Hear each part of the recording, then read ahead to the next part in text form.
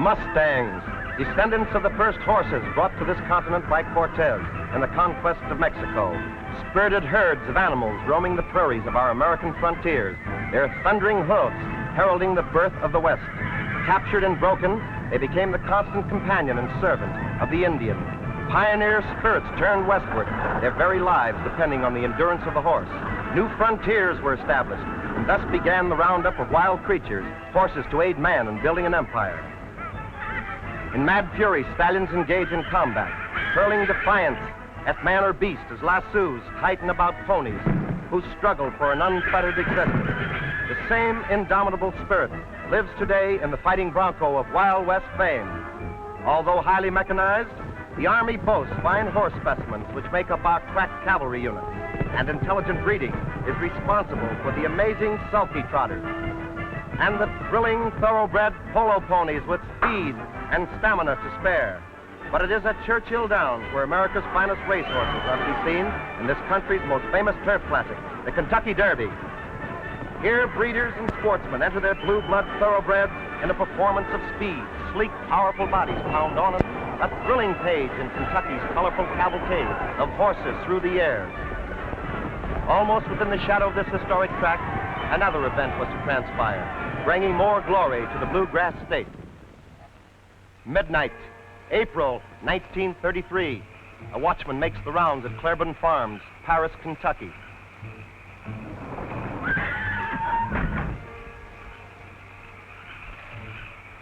Hello. Hello, Doc. Yeah. Hurry, Doc.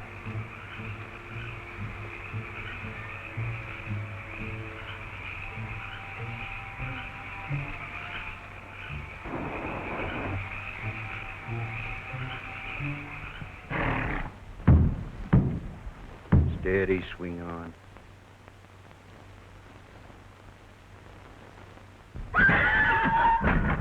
And thus the colt was born, a frightened bundle of fuzz, reassured by the nickering of its mother and the touch of gentle hands. Horses at birth measure the same from the knees down as when full grown. Like some children, colts too need coaxing at mealtime. And proud indeed of the baby is Hardtack, father of the colt.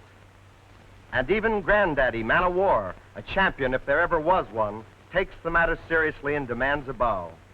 Thus, with such names as Hardtack and Man of War in the family, it was decided to name the little fellow Seabiscuit. Just a few hours old, yet cocky enough to follow Swing on his mother outside the barn for the first glimpse of a sunrise and a world full of strange things. Right from the start, he demanded extra attention, a funny little fuzz tail with gangling legs that supported a wee body.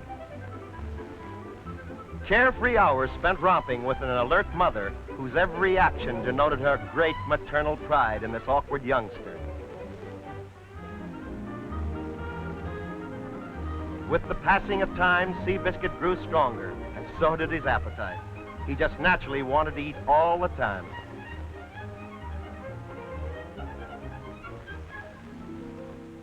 And when his little tummy got real full, sleepy eyes fought against closing.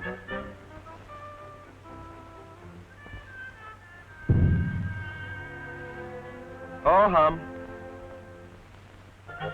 Life was just a bowl of cherries. Nothing much to worry about, except that even little colts must be halter-broken sooner or later, and as far as Seabiscuit was concerned, it was much sooner than he desired.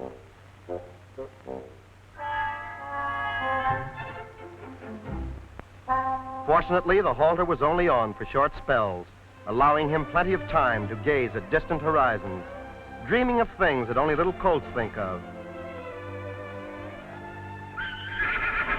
But Mother's commanding whinny brings him back to reality.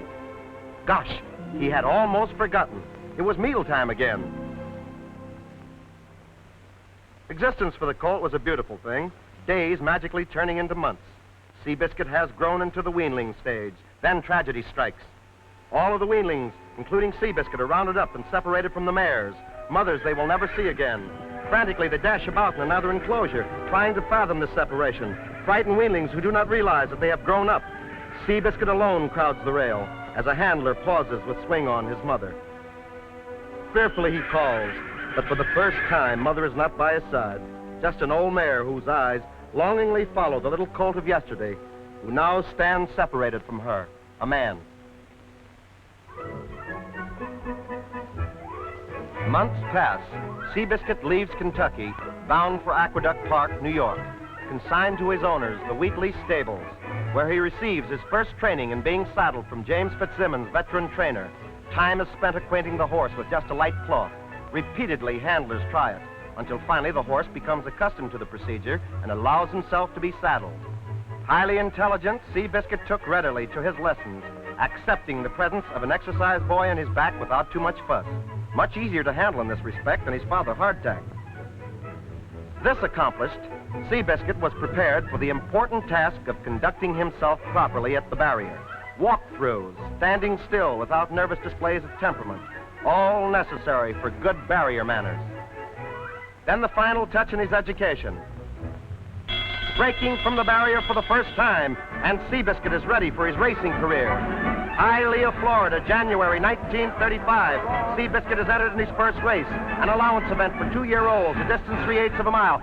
Suddenly, horses leap in unison, and the race is on. This is a new thrill for Seabiscuit. Never before had he heard the roar of the crowd. Flying dirt flicks both horse and rider. Sweating feet struggle to overcome the lengthening strides of the leaders. Seabiscuit answers the urging of Jockey Stout with an added burst of speed, but ahead of him, flying figures still hold their positions. Jockey Stout attempts to pull on the outside to gain more room, but there's danger of throwing the horse off stride, and Stout holds Seabiscuit in readiness for an opening that never came. Into the stretch, it's Wahay and Wise Duke, with Seabiscuit fighting it out, with Blue Dollop at third place. But it wasn't his day, and Seabiscuit runs forth, earning $50, his first winning. Tired and excited, his first race over, but still plenty game. Meanwhile, in California, Charles S. Howard, Western racing enthusiast and breeder, was seeking a good thoroughbred for his stable, one that might be worth staking, and assisting him in his search was Tom Smith, Howard's veteran trainer. Publications devoted to horses were carefully checked for leads that might result in a purchase. Days on end spent at various racing meets, always seeking a horse that would answer their rigid demands. Not too expensive, yet a thoroughbred that possessed that elusive something that makes a winner. Across the continent, Seabiscuit still carried the Wheatley colors. Never considered a great horse by his owners, he was cast in the role of breadwinner in the overnight claiming events and minor stakes. Literally a gypsy horse who was running his head off at Eastern tracks. 17 times he went postward before winning a race. Still he campaigned, his great heart refusing discouragement, participating in the amazing amount of 35 events in his first season, enough races to have ruined an ordinary 2-year-old, but Seabiscuit took it and came back for more. Ever interesting and colorful is the horse auction. Turfmen gather from far and wide to swap horses and yarns. Here fine thoroughbreds are hammered down by Doc Bond, famous Kentucky auctioneer. Still seeking a horse, Charles Howard is an interested spectator. Hell, make me a 15, legal 15, 15, 14, 14, 15 now. 15, thank you. 1,700, will you? I got 1,600, me 17, legal 17. 1,800. Plenty of horses for sale, but none that please Howard, and his search still goes on. Saratoga, August 1936. Howard and trainer Smith watched the Mohawk Claiming Stakes. A powerful bay horse is streaking thunder-like past other thoroughbreds. Both men are entranced by his style and performance. Seabiscuit almost seems to sense their eyes upon him and flashed across the line an easy winner. Shortly after the race, Howard and his trainer look Seabiscuit over. Both are thrilled and excited. Their long search is over. Here is the horse they have been looking for. Hastily completing his examination, Howard immediately contacted the Wheatley stable representative, who was willing to sell, and the price agreed upon was $8,000, $2,000 more than the amount asked for Seabiscuit in his last claiming race. There is no question but Howard would have paid twice the purchase price. So keen was his desire to possess this great but misunderstood horse. Formalities over, Seabiscuit greets his new owner and comes under the Howard colors for the first time. A great break for the animal, and a feather in Howard's hat for his shrewd foresight. Almost immediately, the checking over process began, allowing owner and trainer the opportunity of closely studying the horse in action. Here was championship material that needed only development and care. Like a lodestone, Seabiscuit drew the attention of grooms and handlers alike, while owner and trainer patiently awaited the results. To these men, Seabiscuit was no ordinary horse, and he became the focal point of an intense conditioning campaign. Important was the foot care, legs and bandage and shoes, metal shod hoofs to grip the turf, a picture repeated over and over again. Here was activity, feverish in its intensity, a bay-colored muscular machine literally taken apart and restyled to satisfy the exacting demands of Howard's rehabilitation of the horse no one wanted. The rising sun of an early morning was the signal which brought Seabiscuit out for the necessary workouts, an event religiously attended by Howard and trainer Smith. Seabiscuit's every practice performance was a scene to behold. Here was a page from the past, a charger with hooded head vaulting into space. His is an effortless stride, a symphony of motion. He is not a big horse, standing only 15 3/4 hands tall, extremely quick and clever, and very controllable. Tail set high and flying, Seabiscuit shows no weakness, no effects of the 47 races engaged in as a trial horse for the Wheatley stables. Patience and kindness, plus the fine training of Tom Smith, have converted Seabiscuit's courage and intelligence into speed. Speed that was amazingly consistent. Highly satisfied, Howard enters the horse at Detroit for a series of races. Sporting the white, red, and white triangle, insignia of his new owner, Seabiscuit thunders past Professor Paul and the great Azure car to win the governor's handicap, and over $4,000 for his owner. Other victories followed, including the $5,500 Scarsdale handicap at Empire City. Then westward to Bay Meadows, California. He continued his streak, winning 2 races in succession, his earnings totaling over $40,000. At this point, owner Howard called a halt to Seabiscuit's activities. The horse had made good with a vengeance, and a 2-month vacation was ordered. Days devoted to satisfying his healthy appetite, a trait he possessed even as a colt. Within the short period of 4 months, this rejected horse, weeded out of a great stable, became front-page news and rose above his normal destiny to repay Mr. and Mrs. Howard for their kindness and affection. A fighting horse with a heart that matched his owner's confidence. February, Santa Anita, Seabiscuit loses $100,000 by a nose to Rosemont in the handicap, netting $20,000 for second place, the beginning of his amazing financial march across the tracks of the United States. Seabiscuit took them all on, asking no quarter and giving none. Back and forth he shuttled, from train to track, covering thousands of miles, a swashbuckling animal that broke records in horses' hearts. Sport-loving fans had found an idol and backed Seabiscuit to the limit. 15 times he went postward during 1937, returning millions of dollars to his legion of admirers, winning 11 races, placing second twice, third once, and boosting his earnings to over $168,000. 1938, Seabiscuit, thoroughly rested, is entered in the Santa Anita $100,000 handicap. 18 horses are set to go. Dynamite, awaiting only a detonation to set them off. Tenseness grips the crowd. All eyes watch the start. And they're off in a gallop that soon turns out to be one of the most exciting contests of the year.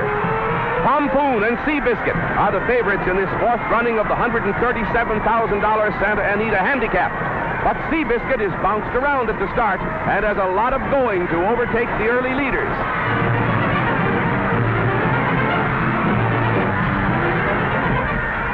Pace is terrific on a fast track.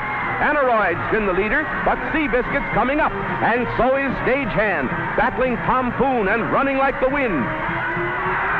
As they enter the stretch, it's Seabiscuit and Stagehand. Seabiscuit lost the Classic by a nose last year, and again he's challenged. Stagehand's right up there with the leader. Earl Sandy's training shows as the big colt fights off Seabiscuit's effort to pull away. A photo finish.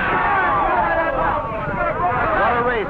Almost instinctively, all eyes turn upward to the photo booth. Within the confines of this tiny room, high above the grandstand, a piece of sensitized paper holds the answer that means $100,000 to Seabiscuit or Stagehand, and thousands more to those who had bet the horses to win. A skilled technician, realizing the importance, attached the still damp picture, hurriedly dries and inserts it into a container. An eternity for those who anxiously await the outcome, yet only a matter of split seconds before the picture is on its way down the slender wire to the judges' platform.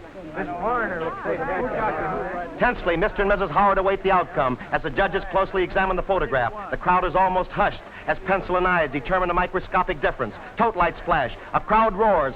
Stagehand is the winner.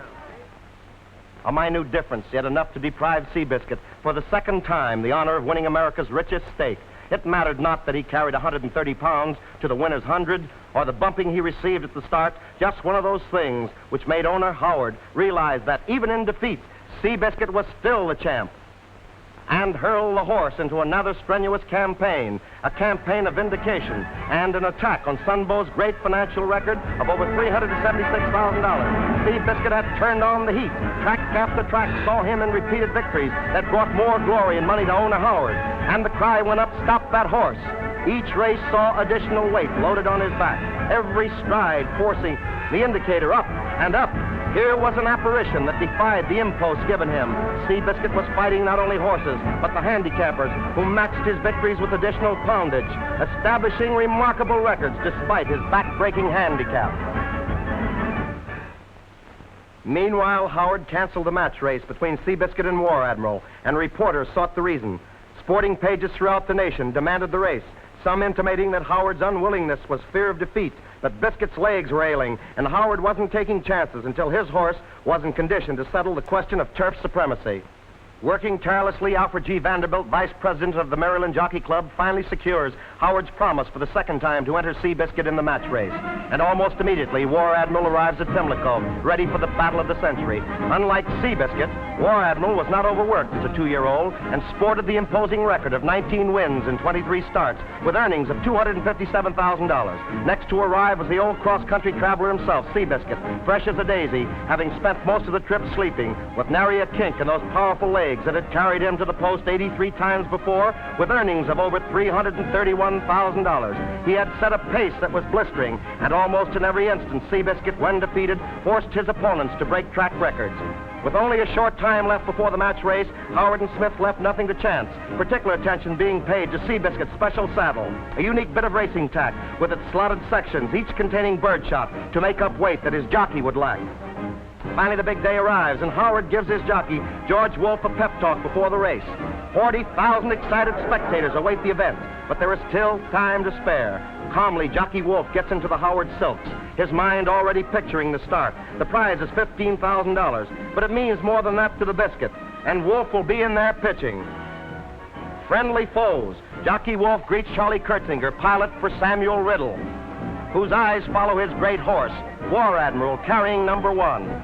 The Biscuit is the underdog in the betting, but Mr. and Mrs. Howard know their horse, who is the picture of confidence as Wolfe heads him for the start.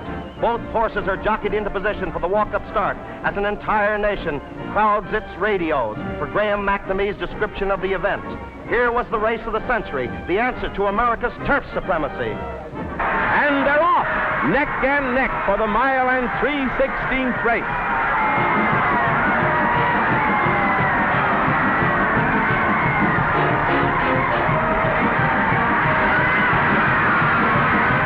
Seabiscuit bears down at the quarter-mile pole and pulls ahead by a length. The purse is $15,000, and Seabiscuit will be the second biggest money winner of all time if he can keep the pace.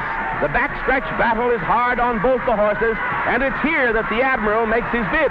But Seabiscuit hangs right on, matching stride for stride.